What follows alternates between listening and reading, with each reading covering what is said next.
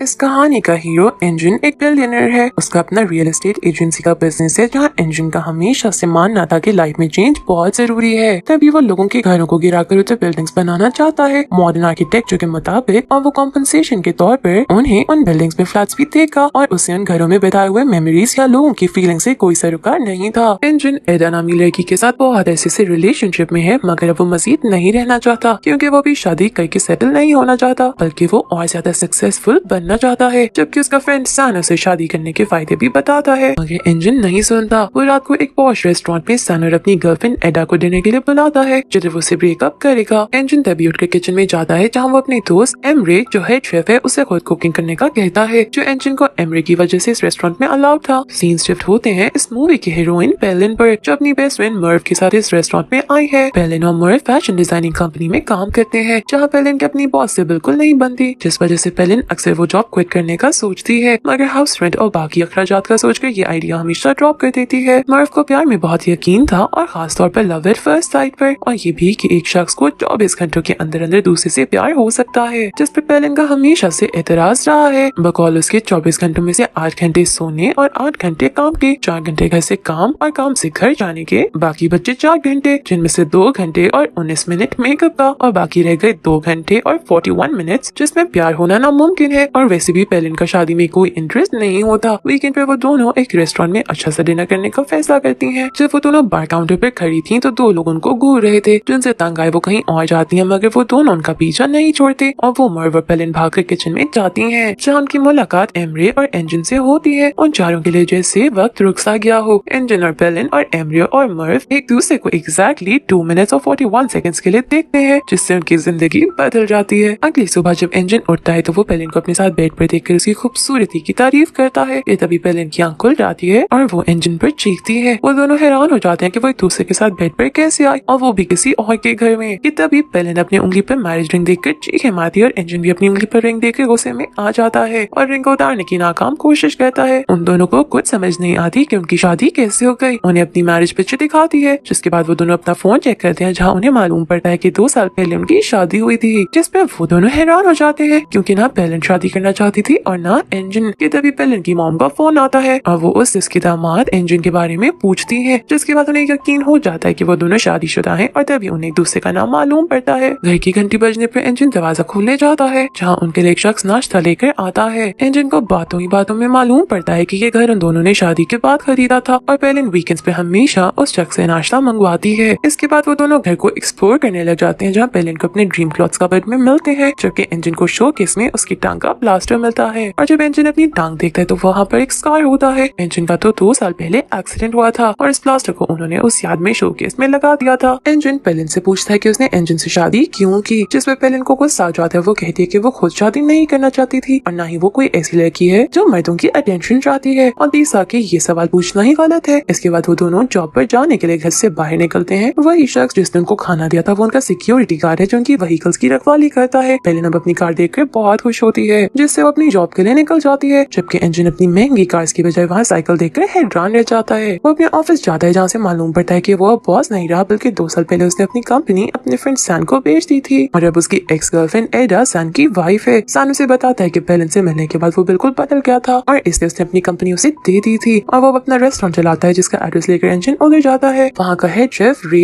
Engine को कुछ dishes taste करवाता है, और कहता है कि ये पेलिन को जरूर पसंद आएंगी, जो बात एंजिन समझ नहीं पाता। वो फिर पेलिन को कॉल करके उसे एक होटल मिलने बुलाता है। दूसरी तरफ पेलिन जब कंपनी जाती है तो उधर सब उसको बहुत इज्जत से ट्रीट करते हैं। उसकी बॉस अब उसकी इतनी खिदमत करती है जो पेलिन को समझ नहीं आता। वहाँ मर्व पेलिन को बताती है कि एंजिन ने कंपनी खरीद कर पेलिन को बॉस बना दिया था, और मर्व अपनी और एमी की शादी का भी उसे बताती है। इतनी देर में उसे एंजिन का फोन आता है, जिसने उसे होटल मिलने बुलाया था। वहाँ जाकर एंजिन कंप्लेन करता है कि उसकी जिंदगी तो खत्म हो गई है, जबकि पेलिन एंजिन का बहुत ज्यादा शुक्रिया अदा करती है। एंजिन कहता है कि शायद ये सब एक ड्रीम है, और वो इस नाइट में से जागना चाहता है। ये सुनकर पेलिन कहती है कि वो दोनों थेरेपिस्ट के पास चलते हैं, शायद वही उन्हें कोई हल बता सके। वो दोनों थेरेपिस्ट को अपनी सारी बात बताते हैं, जिस पर थेरेपिस्ट कहता है कि सब उनकी शादी को पहचानते सिवाय उन दोनों के, और ये भी कि कोई 2 शख्स एक जैसा ड्रीम नहीं देख सकते। इससे वो उन दोनों को एक दूसरे को जानने का कहता है, ताकि वो दोनों बेस एक दूसरे से प्यार करने लगे। वो दोनों थेरेपिस्ट के ऑफिस से बाहर आते हैं कि तभी एंजिन का एक्सीडेंट होने लगता है, जिससे पेलिन बचा लेती है। फिर वो दोनों थेरेपिस्ट की बताई हुई बात पर अमल करते हैं, और पेलिन की डायरी खोलते हैं, जहाँ उसने एंजिन से मिलने से लेकर उनकी शादी और बाद के हर इवेंट को लिखा होता है। डायरी के मुताबिक वो दोनों मूवी देखने गए थे जहाँ एंजिन ने बहुत प्यार से उसका हाथ पकड़ा था। एंजिन जब ऐसा ही करता है तो पेलिन गुस्से में उस पर बोलने लग जाती है, जिस पे एंजिन भी कहता है कि ये हरकतें वो नहीं कर सकता, हालांकि उसने बहुत सी लड़कियों का पहले भी हाथ पकड़ा हुआ था। जिस पर गुस्से में पेलिन कहती है कि उसने दोबारा कभी किसी लड़की का हाथ पकड़ा तो उसकी आंखें नोच लेगी। वो दोनों फिर डायरी के मुताबिक सी साइड पे म्यूजिक लगाकर डांस करते हैं, जिसपे वो दोनों एक दूसरे में खो जाते हैं। मगर साथ बैठे दो शख्स उन्हें सी साइड पे डांस करने से मना करते हैं और उनसे लड़ते वक्त एंजिन और पेलिन उन्हें पानी में धक्का दे देते हैं। उसके बाद वो दोनों पेलिन की चाइल्डहुड मेमोरीज के लिए एक ओल्ड नेबरहुड में जाते हैं जहाँ बिल्डिंग्स बन चुकी हैं और ये वही बिल्डिंग्स है जो कहानी की शुरुआत में एंजिन की कंपनी बिल्ड करना चाहती थी। एंजिन जब पेलिन को बताता है कि वो बिल्डिंग्स उसकी कंपनी ने बनाई हैं तो पेलिन को गुस्सा आ जाता है और वो एंजिन से कहती है कि वो अब डिवोर्स चाहती है और जाने लगती है कि एंजिन उसका हाथ पकड़ लेता है और उसे कहीं जाने नहीं देता। पेलिन का गुस्सा ठंडा होने पर वो दोनों घर वापस आते हैं जहाँ पेलिन की फैमिली और उन दोनों के फ्रेंड्स ने उनके लिए उनकी एनिवर्सरी पार्टी प्लान की होती है और उसी के खाने का टेस्ट रे ने एंजिन को करवाया था। वो दोनों सबके साथ नॉर्मल बिहेव करते हैं और किचन में डिशेस निकालते वक्त पेलिन एंजिन से उसकी फैमिली का पूछती है, जिसमें एंजिन कहता है कि उसकी मदर की डेथ हो गई है और फादर उसे बुलाते नहीं है। बाहर खाने पे पेलिन की मदर उन्हें जल्द ग्रैंड चाइल्ड देने का कहती है, जो सुनकर वो दोनों ऑकवर्ड फील करते हैं और पेलिन की मदर एंजिन को वो पोएम सुनाने का कहती है जिससे एंजिन ने पेलिन को प्रपोज किया था। मगर एंजिन ये कहकर टाल देता है कि वो बहुत पर्सनल है, जबकि एंजिन को ऐसा कुछ भी याद नहीं था कि वो तभी डोरबेल होती है और एंजिन के फादर भी वहाँ आते हैं, जिनसे एंजिन गले लग जाता है क्योंकि वो उन्हें बहुत मिस करता है। एंजिन का फादर से कहता है कि वो पेलिन को कभी दुख ना पहुंचाए क्योंकि पेलिन की वजह से आज वो दोनों इकट्ठे बैठे हैं। और मजीद उसके एक्सीडेंट का बताते हैं कि कैसे पेलिन उसे हॉस्पिटल लेकर गई और सारा टाइम उसके साथ रही, जबकि एंजिन को ऐसा कुछ याद नहीं था। वो किचन में जाकर पेलिन का थैंक यू करता है, बताता है कि वो हर वक्त तो काम में बिजी रहता था जिस वजह से वो अपनी मॉम के फ्यूनरल पर भी नहीं जा सका और उसके फादर से नाराज हो गए और नहीं बुलाते थे। एंजिन का फादर पेलिन को एक लॉकेट देता है जो उसकी वाइफ का था और उसे थैंक यू करता है। इसके बाद वो दोनों सोने की तैयारी करते हैं और इस नाइट में से अगले दिन जागने की होप लिए सो जाते हैं। मगर जैसे ही क्लॉक पर 2:41 का टाइम होता है तो उनकी लाइफ में एक और टाइम लैप्स आता है, जिसमें अब जब वो उठते हैं तो पेलिन माँ बनने वाली होती है, जो देख के वो दोनों पहले तो डर जाते हैं। मगर पेलिन कहती है कि उन्होंने और टाइम लैप्स लिया है क्योंकि वो एक दिन में तो माँ नहीं बन सकती। वो दोनों दोबारा से थेरेपिस्ट के पास जाते हैं, जिस पर थेरेपिस्ट कहता है कि चाइल्ड बर्थ ट्रॉमेटाइजिंग हो सकता है, इससे उन्हें ये सब फील हो रहा है। जब वो थेरेपिस्ट के ऑफिस से बाहर आते हैं तो इस पर पेलिन का एक्सीडेंट होने लगता है, जिससे एंजिन बचा लेता है और वो दोनों उसी होटल में जाते हैं जहाँ पहले अपना मसला डिस्कस करने गए थे। वो दोनों दोबारा से पेलिन की डायरी पढ़ते हैं जिसमें उसने लिखा था कि एंजिन ने उसे दोबारा प्रपोज किया था। ये पढ़ के पेलिन उससे कहती है कि उनके पेरेंट्स से पूछने की उसने कैसे प्रपोज किया था। घर जाकर एंजिन अपने और पेलिन के पेरेंट्स से बहाना लगाता है कि वो पेलिन को दोबारा से प्रपोज करना चाहता है, मगर पिछली बार से अलग जो आइडिया सबको अजीब लगता है। इससे पहले एंजिन कुछ और कह सके उधर पेलिन आ जाती है, जिसको अब कॉन्ट्रैक्शंस शुरू हो गई थी। ट्रैफिक जाम होने की वजह एम्बुलेंस नहीं आ पाती, जिस पर एंजिन से अपनी साइकिल पर बिठाए हॉस्पिटल लेकर जाता है, जिसे पेलिन एक बहुत प्यारी बच्ची को जन्म देती है। पेलिन कहती है कि वो इस बच्ची का नाम ज़ैनब रखना चाहती है, जिस पर उन दोनों की बहस हो जाती है। मगर नर्स को देखकर एंजिन रूम से बाहर आकर बैठ जाता है और पेलिन और एंजिन दोनों वहीं सो जाते हैं। अब जब वो दोनों उठते हैं तो उनकी बेटी अब बड़ी हो चुकी होती है और उसका नाम ज़ैनब ही है। ज़ैनब जब उन दोनों को मॉम डैड बुलाती है तो वो दोनों इतने खुश हो जाते हैं और ज़ैनब एंजिन से एक न्यू स्टफ्ड टॉय लाने का कहती है, जो वो खरीद कर लाता है। पेलिन और एंजिन को एहसास होता है कि अगर ऐसे टाइम स्किप होता रहा तो वो जल्दी बूढ़े हो जाएंगे और इसलिए वो दोनों इस दिन को भरपूर एंजॉय करेंगे। वो दोनों ज़ैनब के साथ कैंपिंग करते हैं और पूरा दिन एंजॉय करते हैं। शाम में वो ज़ैनब को एंजिन के फादर से मिलवाने लेकर जाते हैं, जो ज़ैनब को देखकर बहुत खुश हो जाते हैं और इसी दौरान पेलिन और एंजिन भी एक दूसरे को पसंद करने लग गए थे। रात को घर वापस आकर ज़ैनब को सुलाने के बाद वो दोनों पार्टी करते हैं, डांस करते हैं कि तभी एंजिन पेलिन से अपने प्यार का इजहार करता है और पेलिन भी एंजिन को कहती है कि ये उसका सबसे खूबसूरत ड्रीम है। फिर वो दोनों किस करते हैं और रात साथ गुजारते हैं। क्लॉक दोबारा 2:41 का टाइम दिखाता है और इस बार जब वो दोनों उठते हैं तो वापस अपनी बैचलर लाइफ में होते हैं। वो पहले तो एक दूसरे को ढूंढते हैं और बाद में मालूम पड़ता है कि रियल लाइफ में अभी तक सिर्फ एक ही दिन गुजरा है। पेलिन मर्व को बताती है कि वो किसी से बहुत प्यार करने लगी है और उसे सारी सच्चाई बताती है। दूसरी तरफ एंजिन भी पेलिन को बहुत याद करता है। वो गूगल पे सर्च करता है मगर उसे पेलिन नहीं मिलती, जबकि पेलिन को एंजिन गूगल पर मिल जाता है। मगर वो अपनी लाइफ वापस नॉर्मल गुजारने की कोशिश करती है जो वो नहीं कर पाती। वो अपनी जॉब से क्विट करती है और मर्व के कहने पर एंजिन के ऑफिस जाती है, मगर उसे बात करने की हिम्मत नहीं रख पाती कि वो एंजिन से क्या कहेगी कि वो ड्रीम में मैरिड थे। जबकि एंजिन भी पेलिन को ढूंढने की भरपूर कोशिश करता है। वो अपनी असिस्टेंट को बुलाकर नेबरहुड गिराने वाला प्रोजेक्ट कैंसिल कर देता है और अपनी कंपनी सन के हवाले करके वहाँ से चला जाता है। वो दोनों सारे दिन उन जगहों पर जाते हैं जो तो वो ड्रीम में थे और पेलिन सी साइड पर उन्हीं दोनों शख्स को देखती है जिनको उन्होंने पानी में फेंका था। एंजिन अपने फादर से मिलने जाता है और उनसे माफी मांगता है। वो समझ आता है कि ड्रीम में भी वही पहले आया होगा इधर। उसका फादर से माफ कर देता है और एंजिन उन्हें पेलिन के बारे में बताता है, जिस पर उसका फादर उसे उसकी मदर का लॉकेट देता है कि वो पेलिन को प्रपोज करने पर दे।